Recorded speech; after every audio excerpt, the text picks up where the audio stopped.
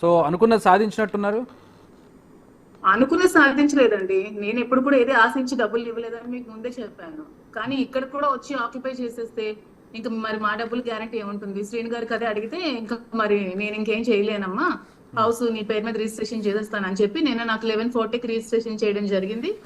Registration అయ్యాక with నా registered document నా ఓన్ ప్రాపర్టీ కాబట్టి నేను ఇక్కడికి వచ్చి నిన్నటి నుంచి ఉండటం జరుగుతోంది. సో ఎవరింట్లో ఎవరు ఉండాల్సిన అవసరం లేదు. ఇప్పుడు నా ఇంట్లో నేనే ఉంటున్నాను.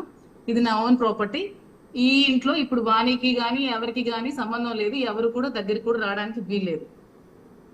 సో అంటే ఇక్కడ చెప్పడం ఏంటంటే ఒక వ్యూహం ప్రకారం జరిగింది అనేది వాళ్ళు అంత చేస్తున్నారు. వ్యూహం ప్రకారం జరిగింది అవేమి లేవండి. వ్యూహం ప్రకారం జరిగితే ఎప్పుడో రిజిస్ట్రేషన్ నేను చేసుకోలేదు. ఎందుకంటే నేనే డబ్బులు పెట్టి కట్టుకొని నేను రిజిస్ట్రేషన్ చేసుకోకున్నా ఊరుకున్నానంటే ఏది ఆశించుకున్నా సరేలే వైఎస్ఆర్సీపీ పార్టీ ఆఫీసే కదా మన ఆఫీస్ అనుకుని నేను ఊరుకున్నాను. సో ఇక్కడ కూడా వచ్చి ఇది కూడా ఆక్యుపై చేసేసి దీంట్లో కూడా మేము వచ్చేస్తామంటే ఇంకా ఊరుకునే వాళ్ళు ఎవరూ లేరు. సో అదే విషయం నేను వెళ్ళి అడగడం జరిగింది శ్రీను గారికి. సో శ్రీను గారు నాకు అమ్మ వద్దు, నువ్వేం దానికోసం టెన్షన్ పడుకు, నేను నీ పేరు మీద రిజిస్ట్రేషన్ చేసేస్తాను. ఇది మా సెల్ఫ్ అక్వైర్డ్ ప్రాపర్టీ.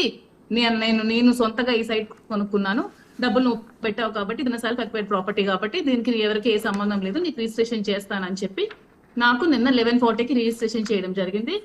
రిజిస్ట్రేషన్ చేసిన తర్వాత నేను నిన్న 12 ఇంటికి వచ్చి ఉండడం జరుగుతుంది. ఇక్కడే ఉన్నాను.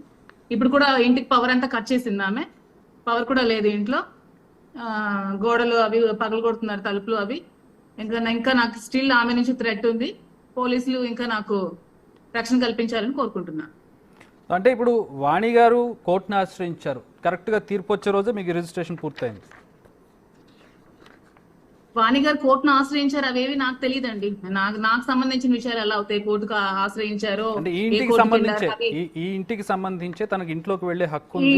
అదేమో మరి నాకు తెలియదు. ఇంటికి సంబంధించి వెళ్ళడానికి ఇల్లు అనేది ఆవిడ ఆస్తి కాదు. ఇప్పుడు కాదు, గత 3 రోజుల క్రితం చూసినట్లయితే రిజిస్ట్రేషన్ కి ముందు క్రితం కూడా 2 years నుంచి ఆవిడ వదిలేసిన అతన్ని 2 years నుంచి కూడా డబ్బులు పెట్టి కట్టుకున్న ఇల్లు ఇది కూడా. ఆవిడకి సంబంధం లేదు. ఈ హౌస్ నేను కట్టించిన ఇల్లు, నేను డబ్బులు ఇచ్చి నేను అప్పిచ్చి ఈ కన్స్ట్రక్షన్ చేసి పార్టీ ఆఫీస్ ని నేను నిలబెట్టిన ఇల్లు ఇది. సో ఆవిడకి అది కూడా సంబంధం లేదు. కోర్టులో ఏమున్నా సరే తను వాళ్ళ హస్బెండ్ తో తేల్చుకోవాలి. ఇది నేను కొనుక్కున్న ఆస్తి కాబట్టి, ఇది నా ప్రాపర్టీ కాబట్టి. మీకు ఆల్రెడీ డాక్యుమెంట్ కూడా పంపించాను, మీరు చూపించవచ్చు. పలాసాలో రిజిస్ట్రేషన్ అయింది. రిజిస్ట్రేషన్ అయ్యాక నేను సిఏ గారికి, ఎస్ఐ గారికి, ఎస్పీ గారికి ముగ్గురికి కంప్లైంట్ పెట్టి నేను ఇంటికి రావడం జరిగింది. నేను ఇంట్లో ఉంటున్నాను సార్, నాకు ప్రొటెక్షన్ కావాలి అని చెప్పి నేను పెట్టి రావడం జరిగింది. సో నిన్నటి నుంచి నేను ఇక్కడే ఉంటున్నాను. ఇక మీదటి కూడా నేను ఇక్కడే ఉంటాను, ఎందుకంటే ఇది నా ఇల్లు కాబట్టి. శ్రీను గారు కూడా ఇక్కడే ఉంటారా? శ్రీను గారు ఇక్కడే ఉంటున్నట్టున్నారు. శ్రీను గారు నిన్న రిజిస్ట్రేషన్ చేసేదాకా నాకు హౌస్ కీస్ అప్పు చెప్పేసి శ్రీను గారు వెళ్ళిపోయారు ఇంటి నుంచి. ఓకే, సో ఇప్పుడు ఆయన ఇక్కడ ఉండరు, కానీ అక్కడ ఆయన భార్య ఆయన పిల్లలు మాత్రం అక్కడికి వస్తూ ఉన్నారు. అంటే కింద ఇంకా ఉన్నారా? ఇంకా ఇష్యూ జరుగుతుందా?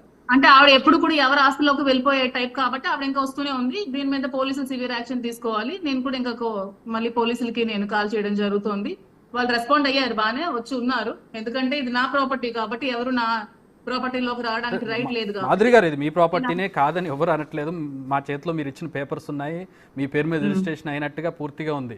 మీది మీ ప్రాపర్టీనే, మీరే ఉంటున్నారు, కరెక్ట్. లీగల్గా అది కరెక్ట్ కాదని ఎవరు అనడానికి లేదు. కానీ ఇక్కడ ఎథికల్ గా వాళ్ళు మాట్లాడుతున్నారు. ఇందులో మేము భార్య మా ఆయన ఎథికల్ గా భార్య మాట్లాడుకుంటే ఆల్రెడీ శ్రీను గారికి ఒక ఇల్లు ఉంది, అక్కడికి వెళ్ళి ఎథికల్ గా ఎథిక్స్ మాట్లాడుకోమని చెప్పండి. ఎథికల్ గా మాట్లాడుకోమని నేనేం చెప్పట్లేదు. ఆల్రెడీ ఒక 6 crores పెట్టి అతను ఒక ఇల్లు కట్టారు. ఆల్రెడీ ఇల్లు ఉంది, ఆ ఇంట్లోనే ఆమె నివసిస్తోంది. ఆ ఇంటికి వెళ్ళి మాట్లాడుకోమనండి. ఇక్కడ కనిపించేది వచ్చి మీడియా ముందు ఏదో మాట్లాడుతుంటే అవన్నీ నిజాలు అయిపోవండి. ఎథిక్స్ పరంగా మాట్లాడుకోవాలంటే ఇల్లు, ఆమెకి ఒక ఇల్లు ఉంది, అతను కట్టిన ఇల్లు. అక్కడికి వెళ్ళి ఆమె ఎథికల్ గా మాట్లాడుకుని లీగల్ గా ఏదైనా ఉంటే తేల్చుకోమని చెప్పండి.